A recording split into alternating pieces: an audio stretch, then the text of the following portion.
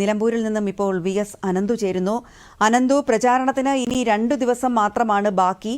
മഴയും ധാരാളം പെയ്യുന്നുണ്ട്. ഈ മഴയുടെ പെയ്ത്ത് പ്രചാരണത്തിന്റെ ഒഴുക്കിനെ ബാധിക്കുന്നുണ്ടോ? അതോടൊപ്പം തന്നെ ഇന്ന് രാഷ്ട്രീയ രംഗത്തെ ഏതൊക്കെ പ്രമുഖരാണ് പ്രചാരണത്തിന് എത്തിയിട്ടുള്ളത്? വിശദാംശങ്ങൾ പറയൂ. തന്നെ വളരെ തോരാതെ നിർത്താതെ പെയ്യുന്ന ഒരു മഴയാണ് ഉണ്ടായിരുന്നത്. എന്നാൽ ആ മഴയൊന്നും തന്നെ നിലമ്പൂരിന്റെ തിരഞ്ഞെടുപ്പ് ചൂടിനെ ഒരല്പം പോലും കുറയ്ക്കുന്നില്ല എന്നുള്ളതാണ് യാഥാർത്ഥ്യം. എല്ലാ മുന്നണികളും വളരെ വീറോടും വാശിയോടും കൂടി പ്രചരണം മുന്നോട്ട് കൊണ്ടുപോകുന്ന ഒരു സാഹചര്യമാണ് നിലവിലുള്ളത്. നമുക്കറിയാം, കഴിഞ്ഞ ദിവസങ്ങളിൽ നടന്ന റോഡ് ഷോ എല്ലാം പെരുമഴയത്തായിരുന്നു. പി വി അൻവറിന്റേതാകട്ടെ, അതോടൊപ്പം തന്നെ പ്രിയങ്ക ഗാന്ധിയുടേതാവട്ടെ, റോഡ് ഷോ എല്ലാം പെരുമഴയത്തായിരുന്നു. എന്നിരുന്നാൽ പോലും വളരെ ശക്തമായ ജനപങ്കാളിത്തം, അല്ലെങ്കിൽ ജനങ്ങളുടെ ഒരു വലിയ നിര തന്നെ നമുക്ക് റോഡുകളിൽ കാണാമായിരുന്നു. വലിയ തിരക്കാണ് അനുഭവപ്പെട്ടത്. പി വി അൻവറിന്റെ നമുക്ക് പ്രതീക്ഷിക്കാത്ത ഒരു തിരക്കായിരുന്നു പി വി അൻവറിന്റെ റോഡ് ഷോ ഉണ്ടായിരുന്നു നമുക്ക് മനസ്സിലാക്കാൻ സാധിക്കും. ആദ്യഘട്ടത്തിൽ നമ്മൾ എടുത്തു പറയുകയാണെങ്കിൽ പി വി അൻവറിന്റെ പ്രചാരണങ്ങളെല്ലാം വളരെ നിശബ്ദമായിട്ടാണെങ്കിൽ, ഇന്നലെ തൃണമൂലിന്റെ എം പി യൂസഫ് ഫത്താനെ കളത്തിലിറക്കിയായിരുന്നു അൻവർ ഈ ഒരു തെരഞ്ഞെടുപ്പ് രംഗത്തേക്ക് കൂടുതൽ വാശിയോടെ തിരിച്ചെത്തിയത്. അദ്ദേഹത്തിന്റെ റോഡ് ഷോ വൈകുന്നേരം ഉണ്ടായിരുന്നു.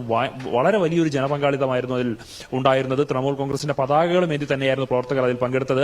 അതുപോലെ തന്നെയായിരുന്നു പ്രിയങ്ക ഗാന്ധിയുടെ റോഡ് ഷോയും പ്രിയങ്ക ഗാന്ധിയുടെ പൊതുപരിപാടിയും. വളരെ വലിയൊരു ജനപങ്കാളിത്തമായിരുന്നു പ്രിയങ്ക ഗാന്ധിയുടെ പരിപാടിയിൽ നമുക്ക് കാണാൻ സാധിച്ചത്.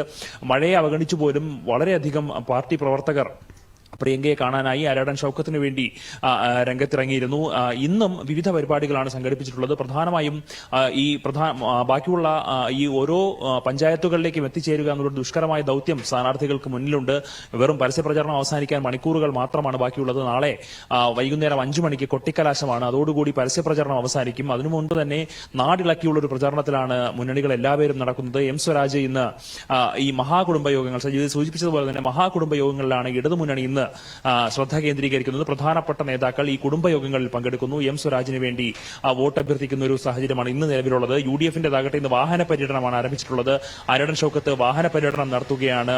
മണ്ഡലത്തിന്റെ വിവിധ ഭാഗങ്ങളിൽ, മുനിസിപ്പാലിറ്റിയിലും അതോടൊപ്പം തന്നെ വിവിധ പഞ്ചായത്തുകളിലും ആരാടൻ ഷൌക്കത്ത് പര്യടനം നടത്തുന്നുണ്ട്. അതേപോലെ തന്നെയാണ് BJP സ്ഥാനാർത്ഥി, NDA സ്ഥാനാർത്ഥിയും അദ്ദേഹവും ഇന്ന് പഞ്ചായത്തുകൾ കേന്ദ്രീകരിച്ചാണ് ഇന്നത്തെ പര്യടനം പുരോഗമിക്കുന്നത്. ഇന്ന് വൈകുന്നേരം BJP-യുടെ നേതൃത്വത്തിലൊരു യോഗം സംഘടിപ്പിക്കുന്നുണ്ട്. ഈ SDPI ജമാഅത്തെ ഇസ്ലാമി PDP കൂട്ടുകെട്ടിൽ ഇടതു വലതു മുന്നണികളെ വിമർശിച്ചുകൊണ്ടുള്ള ഒരു പൊതുയോഗം BJP സംസ്ഥാന അധ്യക്ഷൻ രാജീവ് ചന്ദ്രശേഖറിന്റെയും മുൻ സംസ്ഥാന അധ്യക്ഷൻ K. സുരേന്ദ്രൻ, സംസ്ഥാന ഉപാധ്യക്ഷന്മാരായ ശോഭാ സുരേന്ദ്രൻ അടക്കമുള്ള പ്രധാനപ്പെട്ട നേതാക്കളെല്ലാം പങ്കെടുത്തുകൊണ്ടൊരു പൊതുയോഗം നടത്തുന്നുണ്ട്. CPM-ന്റെ ഭാഗത്തുനിന്നാണെങ്കിൽ CPM general secretary MA baby എന്ന മണ്ഡലത്തിലുണ്ട്. അദ്ദേഹം വൈകുന്നേരം ഒരു പൊതുപരിപാടിയിൽ പങ്കെടുക്കുന്നുണ്ട്. നിലമ്പൂർ ചന്തക്കുന്നിലാണ് പരിപാടി.